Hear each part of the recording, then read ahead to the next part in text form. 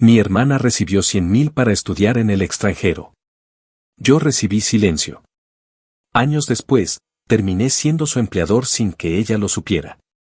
Desde que tengo memoria, en mi casa hubo una regla no escrita que, aunque nadie se atrevía a admitir en voz alta, se respiraba en cada gesto, en cada decisión y en cada maldito silencio: mi hermana era la favorita. No importaba lo mucho que yo estudiara o trabajara, para mis padres, ella siempre fue la joya, la inversión segura, la hija digna de presumir en las reuniones familiares. Recuerdo con una claridad dolorosa el día que anunciaron, entre sonrisas orgullosas y abrazos de felicitaciones, que le habían conseguido una beca parcial para estudiar en Boston y que, para completar los gastos, le darían $100.000 que habían estado ahorrando para la educación de sus hijos. La manera en que usaron el plural todavía me quema el pecho, como si yo hubiera sido parte de ese plan en algún momento y después me hubieran borrado sin darme siquiera una explicación. Yo, sentado al otro lado de la mesa, apenas pude forzar una sonrisa mientras por dentro sentía que me arrancaban el alma a pedazos. Cuando pregunté qué pasaría conmigo, cuándo sería mi oportunidad, mi madre solo me acarició la mano con una expresión cansada y me dijo: ya veremos, cada cosa a su tiempo. No hizo falta que dijera más. Entendí que su apuesta estaba hecha, que todo lo que no invertían en mí lo apostaban al futuro brillante de mi hermana, convencidos de que ella sería la que lo sacaría del anonimato de clase media en el que se revolcaban sus sueños rotos. Me pasé los siguientes meses viendo cómo ella recibía despedidas, regalos, consejos y promesas de visitas que jamás se concretarían.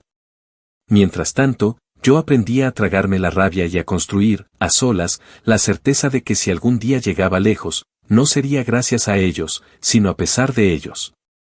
Los años que siguieron no fueron de película. No me convertí en un genio rebelde ni en un joven prodigio descubierto en un café de Nueva York. Fueron años de trabajo sucio, de turnos dobles como camarero, de estudiar por las madrugadas cuando ya el cansancio me hacía ver borroso, de comer lo más barato del supermercado y vender hasta el último par de tenis que había usado en la secundaria para poder pagar un semestre más en la universidad comunitaria. A veces me encontraba revisando las redes sociales de mi hermana, viendo sus fotos en conferencias, en bares universitarios, en museos, siempre rodeada de sonrisas. Y me preguntaba si alguna vez se detendría a pensar en todo lo que me había costado a mí seguir respirando mientras ella vivía la vida que yo ni siquiera me había atrevido a soñar. No es que quisiera su vida exactamente. Lo que dolía era que jamás se me diera la oportunidad de elegir, que para mis propios padres yo no fuera más que el plan de respaldo, el que, si acaso, recibiría una palmadita en la espalda si lograba no arruinarse del todo. No había becas, ni $100.000, ni aplausos para mí. Solo había silencio. Y aprendí a hacer del silencio mi mejor herramienta. Mientras todos apostaban por ella, yo apostaba por mí, aunque a veces las apuestas se sintieran como lanzar monedas al vacío. Lo curioso es que, al final, esa invisibilidad terminó jugando a mi favor. Nadie prestó atención a lo que hacía en mis ratos libres, nadie me preguntó por qué pasaba tantas horas encerrado con la laptop prestada que había rescatado de una venta de garaje. Nadie supo que mientras limpiaba pisos o servía mesas, también construía pequeños negocios online, aprendía marketing digital, desarrollo web, gestión de productos, todo de manera autodidacta. Todo pagado a punta de propinas mal contadas. Nunca tuve una gran oportunidad, me la fabriqué a golpes, a base de ensayo, error y un hambre feroz que me carcomía cada vez que recordaba la mirada de lástima de mis padres. Pasaron los años, y mientras mi hermana se graduaba con honores de su prestigiosa universidad privada, yo ya había montado mi primera agencia de marketing. Era pequeña, precaria, casi clandestina, pero era mía. Con el tiempo, aprendí que la constancia pesa más que cualquier título. Mis clientes llegaron, no porque tuviera un diploma dorado colgado en la pared, sino porque entregaba resultados, porque estaba dispuesto a hacer el trabajo que otros consideraban demasiado básico o demasiado aburrido.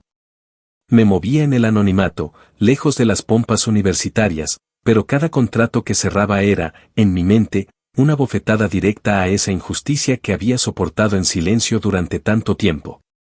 No planeé que la vida nos pusiera de nuevo en el mismo camino. No lo busqué. Pero cuando sucedió, cuando vi su nombre en mi bandeja de entrada solicitando empleo en una de mis empresas, entendí que era el tipo de oportunidad que no podías dejar pasar. No se trataba de humillarla por el simple placer de hacerlo. Era mucho más profundo. Era una cuestión de justicia, demostrarle que el mundo que ella creía tener asegurado gracias a los cheques de nuestros padres ya no era suyo, que ahora estaba entrando en un terreno donde las reglas las ponía yo. Que en esta historia, la que se había escrito a base de sacrificios, de madrugadas rotas y silencios tragados, el papel de protagonista era mío, aunque a ella le costara aceptarlo. Y yo no pensaba desperdiciar esa oportunidad. Actualización 1. Pasaron 12 años desde aquel día en que mi hermana partió al aeropuerto abrazando su maleta nueva, su boleto de avión y su futuro ya escrito con letra de oro por nuestros padres. 12 años que, aunque parecieran haber volado en fotos y actualizaciones de redes sociales, para mí se sintieron como arrastrar piedras bajo la lluvia, día tras día, sin derecho siquiera a pedir una pausa. Mientras ella se tomaba selfies en campus impecables y posaba en eventos de gala estudiantiles, yo trabajaba 3 turnos combinados para pagar una carrera universitaria que a ratos parecía escaparse entre mis dedos. Como agua en un balde roto. La universidad comunitaria a la que logré entrar no tenía edificios históricos ni congresos de verano en Europa, tenía aulas sin aire acondicionado, profesores mal pagados que hacían lo que podían. Y estudiantes como yo que no sabían si llegarían a fin de mes o tendrían que abandonar todo por un recibo de renta atrasado. Recuerdo una noche, particularmente, cuando terminando mi jornada en el restaurante, me senté en la acera con los zapatos empapados en grasa y abrí mi celular. Ahí estaba ella, sonriendo en una foto grupal, envuelta en la bandera de su universidad, con una descripción que decía orgullosa de todo el apoyo recibido. No mencionaba a su familia, pero yo supe exactamente a qué se refería. Cerré la imagen con el estómago apretado y regresé a casa en el primer bus nocturno que encontré, jurándome que no me iba a rendir, que algún día, de una forma u otra, pondría mi nombre en un lugar donde ya no pudieran ignorarlo, donde ya no pudieran pretender que yo era invisible. La necesidad de sobrevivir me llevó a probar 1000 maneras de hacer dinero mientras estudiaba, desde vender libros usados hasta ofrecer tutorías de inglés a compañeros recién llegados de otros países. Fue en ese ir y venir de trabajos improvisados donde descubrí el marketing digital, casi por accidente, ayudando a un pequeño café local a mejorar sus publicaciones de Facebook. Le sugerí que mostraran más fotos de sus productos en lugar de solo publicar menús aburridos. A los 3 meses, sus ventas habían subido un 20% y me ofrecieron unos cuantos dólares como agradecimiento. Aquella primera paga, aunque mínima, me dio una chispa que no había sentido nunca, la sensación de que podía construir algo propio. De que había una salida distinta al desgaste físico y mental que consumía a todos los que me rodeaban. A partir de ahí, cada hora libre que tenía, la invertía en aprender todo lo que podía. No era como ahora, donde los cursos están a un clic de distancia y hay tutoriales gratuitos para todo. Entonces, tenía que buscar PDFs en foros, ver videos piratas que se caían a la mitad o rogarle a algún compañero que me pasara apuntes de talleres que no podía pagar. Mis padres, siempre tan volcados en los éxitos de mi hermana, apenas notaban en qué andaba yo metido. Para ellos, mientras no causara problemas ni les pidiera dinero, todo estaba bien. Nunca preguntaron si estaba bien, si necesitaba algo, si tenía un plan. Y si alguna vez les mencioné que estaba aprendiendo marketing o que ayudaba a negocios locales, apenas asintieron como quien escucha a un niño decir que quiere ser astronauta. Mi vida en esos años fue de silencios pesados y victorias diminutas, pero constantes. Cada cliente nuevo, cada pequeño proyecto terminado, era como colocar un ladrillo en una casa que todavía no tenía forma ni techo, pero que ya sentía mía. Mientras mi hermana enviaba fotos desde conferencias internacionales. Yo celebraba en silencio cuando un pequeño negocio de mi barrio lograba llenar sus mesas un viernes en la noche gracias a un anuncio que yo había diseñado en mi laptop vieja. Mientras ella presumía becas de investigación, yo me alegraba cuando podía pagar un mes de renta sin atrasos. No eran logros vistosos. No había diplomas colgados ni ceremonias para aplaudirme. Pero cada paso era mío, ganado a punta de sangre, sudor y noches sin dormir. Nunca me atreví a bloquearla de mis redes sociales. Tampoco dejé de ver las fotos que subía ni los comentarios llenos de admiración que recibía de parte de amigos y familiares. De algún modo, necesitaba ese dolor para seguir empujándome. Era como una herida que no quería cerrar del todo, porque el ardor me recordaba por qué hacía lo que hacía. Si algún día llegaba a alcanzarla, y mejor aún, a superarla, quería que fuera sabiendo exactamente desde dónde había partido, desde qué lugar de desventaja, desde qué abismo de indiferencia. Así transcurrieron los primeros años de esta historia, con mi hermana brillando bajo los reflectores del reconocimiento social, y yo, construyendo en la oscuridad, paso a paso, algo que ni siquiera sabía aún qué forma tendría. Solo tenía claro que, cuando llegara mi momento, no iba a pedir permiso, ni explicaciones, ni favores. Mi momento iba a ser mío, por derecho, por desgaste, por resistencia. Y llegado el día, no pensaba regalarlo a nadie. Mucho menos a quienes alguna vez me trataron como si no valiera la pena apostar por mí. Actualización 2. 8 años después de aquella despedida en el aeropuerto, el paisaje de mi vida ya no era el mismo, aunque aún arrastraba cicatrices invisibles que pocos sabían ver. Mi pequeña agencia, que empezó con anuncios improvisados para cafés y tiendas de barrio, había crecido hasta convertirse en una empresa real, con un registro legal en Delaware, con su propia página web decente y, más importante aún, con una lista de clientes que ya no eran negocios desesperados, sino marcas locales que podían pagar tarifas respetables. No fue magia ni suerte. Fue una rutina implacable de rechazar invitaciones, de perderme cumpleaños, de amanecer frente a la pantalla revisando campañas publicitarias, de asumir errores. Pérdidas de dinero y estafas de las que nadie me advirtió porque no había nadie a quien pedirle consejos. Mientras mis excompañeros de secundaria comenzaban a quejarse de los préstamos estudiantiles que los ahogaban, yo ya había aprendido lo que era hacer negocios a pulmón, sin un solo centavo prestado. Sin una red de seguridad que me sostuviera si fallaba. En algún punto de ese camino duro, conocí a 2 personas que serían clave para dar el siguiente paso. Uno era un diseñador gráfico talentoso que conocí respondiendo un post de Craigslist, y el otro, un vendedor nato que trabajaba como freelance buscando leads para startups tecnológicas. No éramos el equipo soñado ni mucho menos, pero compartíamos algo que para mí era más valioso que cualquier currículum adornado: el hambre. Hambre de avanzar, de no seguir viendo pasar la vida mientras otros ocupaban los lugares que nosotros queríamos. Nos asociamos de manera casi informal, como quien firma un pacto de sangre invisible, y comenzamos a atacar clientes medianos, pequeños restaurantes con más ambición que presupuesto, cadenas de gimnasios locales, marcas de ropa que apenas podían pagarnos, pero que prometían dejarnos usar sus campañas como portafolio. Los fines de semana que otros usaban para descansar, nosotros los invertíamos perfeccionando presentaciones de ventas. Mientras otros iban a conciertos o hacían viajes cortos, nosotros estábamos encerrados en la sala común de un edificio viejo, diseñando estrategias de marketing digital, buscando contactos en LinkedIn, mandando correos fríos a desconocidos. Muchas veces no teníamos ni para pedir una pizza entre los 3, y había discusiones, momentos en que casi nos mandábamos al carajo por el estrés.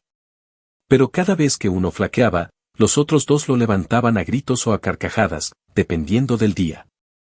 Fue durante esos años que comencé a entender que el éxito no es esa imagen brillante que venden en las películas. No llega como un gran golpe de suerte, ni como un ascenso automático. Es sucio, lento, lleno de días en que parece que todo el esfuerzo no sirve para nada, en que un solo cliente que se retrasa en el pago puede tambalear todo lo que construiste. Aprendí también que el verdadero poder estaba en controlar mi tiempo, en saber que cada hora que le dedicaba a mi empresa era una hora construyendo mi libertad, y no la riqueza de otro. Mientras tanto, mi hermana, después de su flamante graduación, había empezado a enfrentar el mundo real. En las llamadas esporádicas que mi madre me obligaba a atender en las cenas familiares, ella me contaba, sin saber lo irónico que sonaba, lo injusto que era el mercado laboral. Lo difícil que era conseguir un empleo que valorara su talento. Hablaba de lo saturado que estaba todo, de cómo parecía que el título no era suficiente, de cómo a veces la experiencia valía más que los diplomas. Yo escuchaba en silencio, asintiendo por cortesía, mientras por dentro se me formaba una mueca amarga. Pensaba en todas las veces que yo supliqué en mi cabeza que alguien me diera una oportunidad cuando apenas podía mostrar una hoja de vida improvisada. Pensaba en todo el esfuerzo que me había costado crear algo sin la ayuda que a ella le había llovido. Y aunque parte de mí sentía una pequeña punzada de compasión, otra parte, más grande, más antigua, más dolida, no podía evitar sentir que estaba viendo a la vida cobrar deudas antiguas. No me regodeaba en su dificultad, pero tampoco podía ignorarla. Era como ver la balanza empezar a corregirse, lentamente, después de años de estar inclinada hacia su lado. No fue inmediato, claro. Ella seguía recibiendo ayuda financiera de mis padres, quienes le pagaban el alquiler de un pequeño apartamento mientras buscaba trabajo en su área. Seguía recibiendo la atención, la preocupación, el apoyo que a mí jamás me ofrecieron. Pero algo había cambiado, ya no era la promesa dorada que todo lo resolvía, ahora era una adulta joven navegando un mundo que no se impresionaba con títulos, un mundo que quería resultados, habilidades reales. No solo méritos académicos colgados en una pared. En ese tiempo, mi empresa consiguió su primer contrato grande, una franquicia de cafeterías nos contrató para manejar su expansión regional. No era una marca famosa, pero sí era lo bastante estable como para garantizarnos un flujo de ingresos fijo durante un año. Eso me permitió mudarme a una oficina mejor, contratar un pequeño equipo formal y, lo más importante para mi orgullo silencioso, dejar de vivir cheque a cheque. No era rico ni mucho menos, pero por primera vez sentí que podía levantar la cabeza sin miedo a que todo se derrumbara de un día para otro. Lo que nunca imaginé era que, apenas unos años más tarde, esa misma estabilidad me pondría frente a la posibilidad de cerrar el círculo de una manera que ni en mis fantasías más locas había previsto.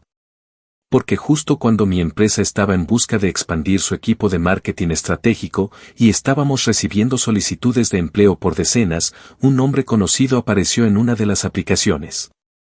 Un nombre que nunca pensé ver en ese contexto. Un nombre que, apenas leí, me dejó paralizado durante varios segundos, entre el asombro, la incredulidad y algo que, aunque me cuesta admitirlo, era una especie de satisfacción retorcida que me recorrió todo el cuerpo como un latigazo. Era ella. Mi hermana. Solicitando un empleo en una empresa que llevaba mi firma invisible en cada rincón. Sin saberlo. Sin sospechar nada. Y de repente, supe que la historia no había terminado todavía. Apenas estaba empezando. Actualización 3. 5 años más tarde, la vida me presentó la escena que había soñado en silencio tantas veces, aunque jamás con tantos matices, con tanto sabor a ironía cruda. Recuerdo perfectamente el momento en que abrí aquel correo, uno más entre los cientos que llegaban cada semana para aplicar a las vacantes abiertas en la empresa. No tenía nada de especial al principio, un asunto genérico, un archivo adjunto con un currículum de 2 páginas, una carta de presentación breve. De esas que probablemente había copiado y pegado de algún sitio de internet. Lo que me obligó a releer el nombre 1, 2, 3 veces, como si el cansancio me estuviera jugando una mala pasada, fue precisamente eso, el nombre de mi hermana, encabezando en negrita el documento. Al principio no supe si reír, cerrar la computadora o simplemente dejarlo pasar como una coincidencia ridícula, pero una parte muy profunda de mí, esa parte vieja, esa herida nunca cicatrizada, decidió quedarse muy quieta, analizando cada posibilidad. Pasé varios minutos leyendo y releyendo su solicitud. Había listado los logros de su paso por la universidad con todo detalle y maquillado las lagunas de su experiencia laboral con términos vagos como consultor independiente y asistencia de proyectos freelance. Probablemente esperando que nadie se detuviera a preguntar demasiado. Su tono era educado, pero cargado de esa expectativa de ser considerada especial, de que su currículum debía hablar por ella. Y ahí estaba la oportunidad que jamás había pedido, pero que de algún modo sentía que la vida me ofrecía en bandeja. No necesitaba mover un solo dedo para que ella llegara hasta mí. No tenía que planear intrigas ni tender trampas. Ella había llegado sola, necesitando una oportunidad en un mundo que ya no giraba a su favor. Tomé una decisión en ese instante, una que no me enorgullece del todo, pero que tampoco me avergüenza, no la rechazaría, pero tampoco le revelaría quién estaba del otro lado del escritorio. La entrevistaría como a cualquier otro candidato. Le daría la oportunidad que, según sus méritos, mereciera. No pensaba sabotearla. No pensaba humillarla. Pero tampoco pensaba advertirle que, esta vez, el tablero de juego no estaba inclinado a su favor. Si era capaz de ganarse su lugar con esfuerzo real, lo aceptaría. Si no, no tendría más que mirarse en el espejo para entender por qué. No habría pretextos.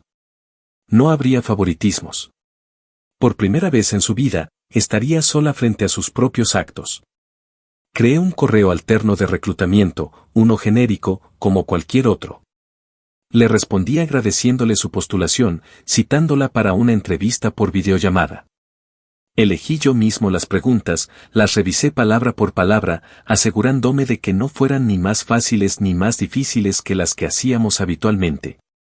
El día de la entrevista llegó y, con el micrófono apagado al principio, la observé en su entorno.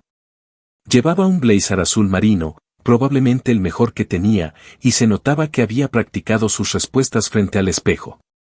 No voy a negar que algo en mi pecho se apretó al verla tan nerviosa, tan ansiosa de encajar, de ser suficiente.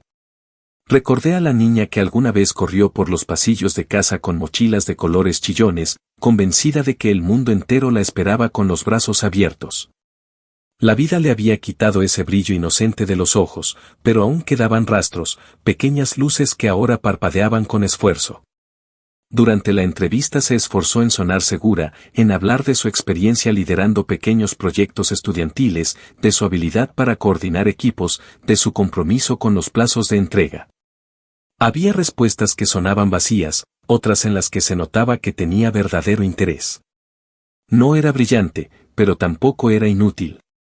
Estaba, simplemente, desubicada, como alguien que siempre había creído que la vida sería un camino recto y ahora descubría que era más bien un laberinto sin señales claras. Terminada la entrevista, deliberé conmigo mismo si debía aceptarla o no. Si lo hacía, tendría bajo mi ala a una persona que, aunque no lo supiera, representaba años de dolor y resentimiento. Si no lo hacía, simplemente sería un anónimo más cerrándole una puerta. Y en el fondo, lo sabía, lo justo era aceptar. No porque quisiera redimirme. No porque quisiera tenderle una mano. Sino porque quería que el proceso siguiera su curso natural. Quería verla moverse en un terreno donde sus apellidos, sus contactos y sus viejos laureles no significaban nada. Donde su único respaldo sería su propio trabajo. Así que, a los pocos días, recibió una oferta formal, un contrato temporal de 6 meses, con posibilidad de renovación si cumplía con las metas establecidas. Un salario competitivo para su nivel, pero lejos de ser deslumbrante. Beneficios básicos. Expectativas claras y estrictas. Exactamente igual que el resto de los nuevos empleados que entraban a nuestra empresa. Cuando aceptó la oferta, casi pude imaginar la conversación en la mesa familiar, con mis padres celebrando que por fin su hija estaba consiguiendo un trabajo digno de su potencial. Me pregunté si en algún rincón de su mente habría una sospecha, una corazonada, algo que le dijera que detrás de esa nueva oportunidad había una historia mucho más antigua, mucho más personal, tejida en cada correo. En cada instrucción, en cada documento que recibiría. Pero no la hubo. Entró por la puerta grande, confiada, ilusionada, sin imaginar que cada paso que daba la acercaba más al momento en que todo el peso del pasado le caería encima.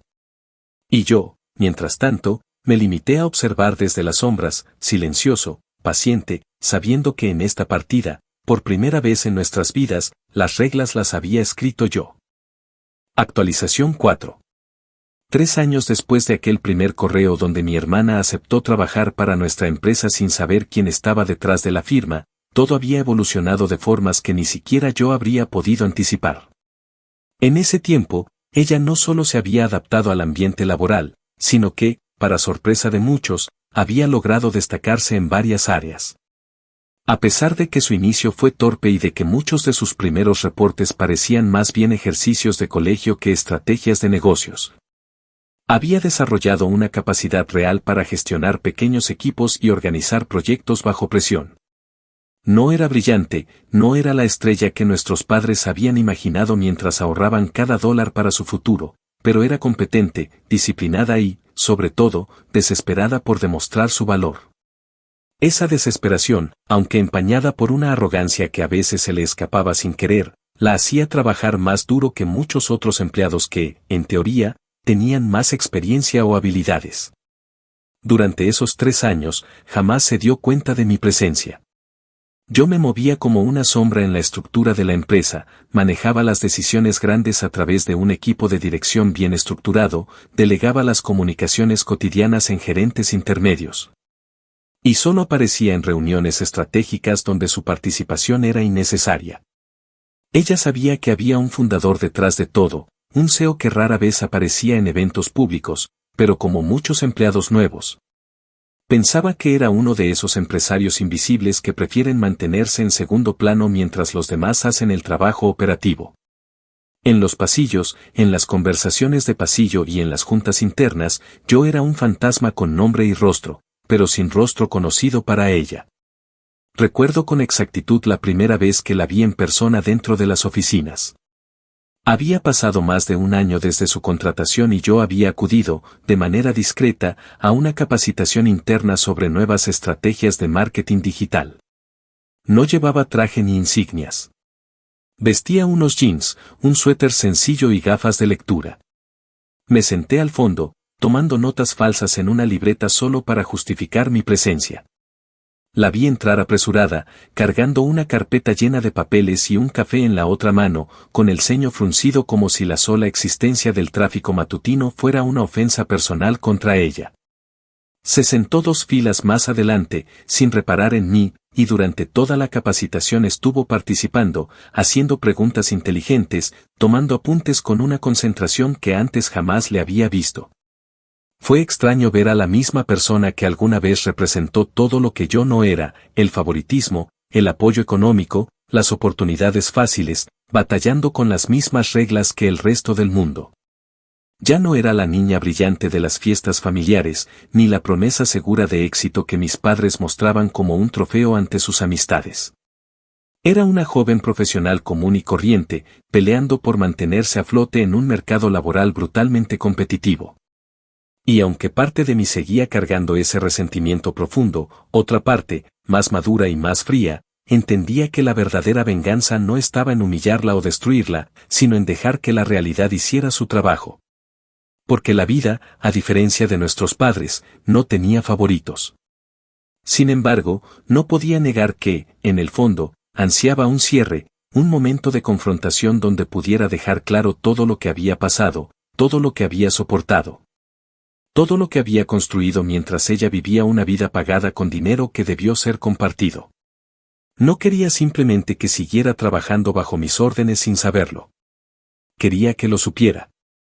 Quería ver la expresión en su rostro cuando entendiera la magnitud de la historia que había ignorado durante tanto tiempo. Así que empecé a planear cuidadosamente el momento. No podía ser impulsivo ni obvio. No se trataba de un arranque emocional, sino de construir un escenario donde todas las piezas encajaran de manera natural, donde no hubiera escapatoria ni lugar para malentendidos. La oportunidad perfecta llegó en la forma de un evento anual que organizábamos para celebrar los logros de la empresa, un encuentro formal, con presentaciones de resultados, reconocimientos a los empleados destacados y una cena de gala para cerrar el año fiscal. Decidí que ese sería el momento. Organicé todo personalmente, desde los discursos hasta los reconocimientos, asegurándome de que todo estuviera diseñado para conducir la narrativa hacia donde yo quería llevarla. Cada detalle fue pulido para que, llegado el instante, no quedara duda de lo que había pasado. Durante semanas supervisé en silencio cada preparativo, mientras mi hermana, como todos los demás empleados, recibía su invitación sin imaginar lo que se avecinaba. La noche del evento, las oficinas fueron transformadas en un salón elegante, con luces cálidas, arreglos florales discretos y música de fondo cuidadosamente seleccionada. Los empleados llegaron vestidos de gala, emocionados por las premiaciones y las sorpresas que, sabían, siempre caracterizaban nuestras celebraciones de cierre de año. Yo me movía entre ellos con la misma discreción de siempre, oculto tras la figura de directores y managers que hacían de anfitriones visibles. Cuando llegó el momento de los discursos, tomé el micrófono. No lo hacía casi nunca. Para la mayoría, fue una sorpresa escuchar al misterioso fundador hablar en persona. Mi voz resonó en el salón, grave y serena, mientras agradecía a todos por su esfuerzo, mientras hablaba de cómo la empresa había nacido de sacrificios silenciosos, de años de trabajo ignorado, de la voluntad de seguir adelante aun cuando nadie apostaba por uno. No di nombres. No di detalles. Solo pinté un cuadro general de lucha y resiliencia que, para todos los presentes, sonó como una metáfora motivacional más. Para todos, excepto para ella. Vi cómo su expresión cambiaba, cómo sus cejas se fruncían apenas, cómo su postura recta se tensaba al escuchar palabras que, aunque impersonales, tocaban fibras que ella reconocía en algún lugar de su memoria. Fue entonces cuando, con toda la calma del mundo, la invité a acercarse al escenario. Dije que queríamos reconocer no solo los logros visibles, sino también los viajes personales que, aunque silenciosos, sostenían el peso de todo lo que habíamos construido.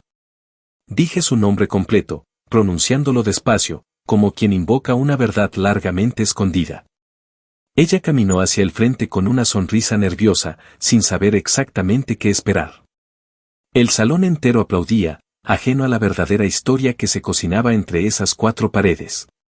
Y mientras ella se acercaba, yo me preparaba para dar el siguiente paso, el que no solo cerraría un ciclo, sino que reescribiría por completo la historia que alguna vez nos contaron a ambos. Porque esa noche, no solo iba a recibir un reconocimiento. Esa noche, iba a conocer, por fin, toda la verdad. Actualización final.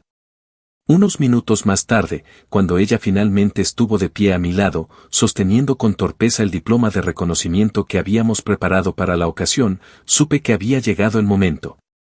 Respiré hondo, miré al público que nos observaba con sonrisas y aplausos, y entonces, dejando que mi voz bajara apenas una octava para tensar aún más el ambiente, empecé a hablar no solo como el dueño de la empresa, sino como el hermano olvidado que había soportado años de silencio. Les conté a todos una historia, sin mirar directamente a ella, sin acusarla de nada, pero dejando que cada palabra calara en su conciencia como un martillo paciente. Hablé de un joven que creció sabiendo que no era la prioridad de su familia, que vio cómo sus oportunidades eran entregadas a otro mientras él debía construir su futuro solo, sin red, sin aplausos, sin promesas de rescate si caía. Hablé de cómo ese joven se levantaba antes del amanecer para trabajar 2 empleos, mientras soñaba con una vida que tal vez nunca llegaría. De cómo, en silencio, construyó algo que nadie más creyó posible, y de cómo, al cabo de los años, sin buscar venganza ni pedir reconocimiento, terminó fundando una empresa que ahora daba trabajo a cientos de personas. Vi cómo, a medida que hablaba, su rostro iba perdiendo color. La sonrisa nerviosa con la que había subido al escenario desapareció por completo. Sus manos, que momentos antes sujetaban el diploma con firmeza, ahora temblaban apenas, imperceptiblemente para la mayoría, pero no para mí, que había esperado este momento con una paciencia inhumana. Cuando terminé la historia, dejé caer la última pieza de la verdad de manera casi casual, como quien revela un dato irrelevante en una conversación cualquiera, que ese joven olvidado, ese trabajador invisible, ese emprendedor que había construido todo desde cero, era yo. No lo dije gritando. No lo anuncié con estruendo. Solo lo solté, en el mismo tono en que uno podría decir qué hora es, pero el impacto fue devastador. Hubo un silencio tan absoluto en la sala que por un momento pensé que se había roto el sonido. Todos los presentes, desde los empleados más antiguos hasta los nuevos reclutas, se quedaron paralizados, procesando la revelación.